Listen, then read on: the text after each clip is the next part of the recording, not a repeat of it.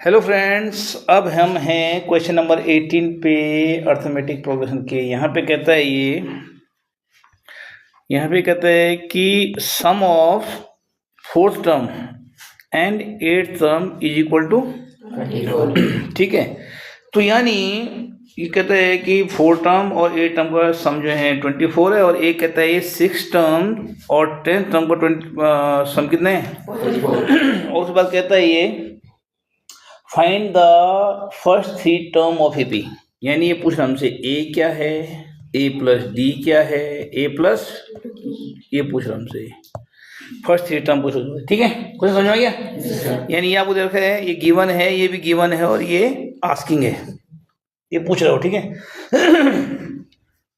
तो उसके पहले हमने कह दिया भैया ए जो है आपका, मान लिया हमने कि ए हमारा जो है फर्स्ट टर्म है और डी हमारा कॉमन डिफरेंस है, तब तो हम ए प्लस 3d वगैरह लिखेंगे, है ना।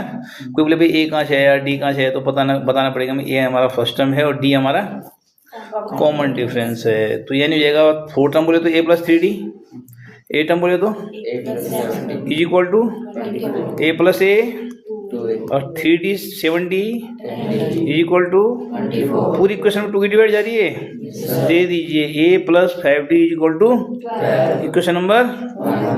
अब जो सेकंड कंडीशन है वो कहती है कि 6 टर्म और 10 टर्म का सम जो है कितना है, तो 6 टर्म बोले तो और 10 टर्म बोले तो इक्वल टू 44, और a plus a 5d 9d is equal to, और ये हो जाएगा इसमें पूरे में डिवाइड जा रही है 2 की, देख रहे हैं आप लोग, यानी a plus 7d is equal to, ये हो गई क्वेश्चन नंबर, ये हाँ, अरे ये फर्स्ट, अरे ये सेकंड। ठीक हो गया।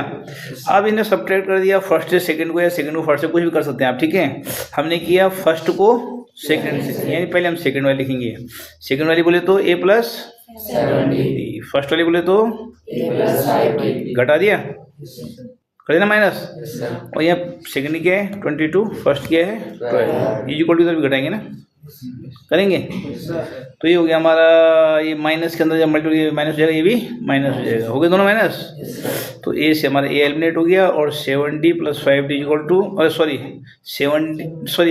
7d minus equal to 22 minus 12 equal to 10, और d equal to equal to 5, और d की वैल्यू कहीं पुट अप कर लीजिए, क्वेश्चन नंबर 1 या क्वेश्चन नंबर 2 में।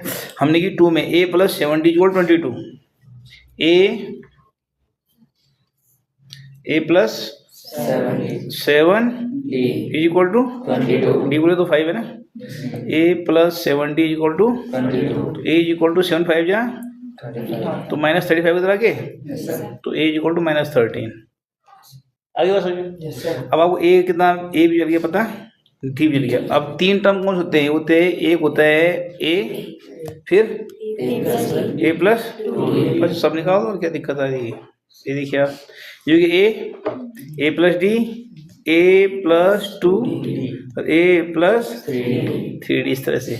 तो माइनस 13 हो गया, माइनस 13 प्लस 5 माइनस 8 हो गया, 5 2 जा 10, minus 13 plus 10 is equal to minus 3, 5 3 जा 15 minus 13 is equal to plus का 2 आ जाएगा पे। ठीक हो गया, बात समझ में आ गई।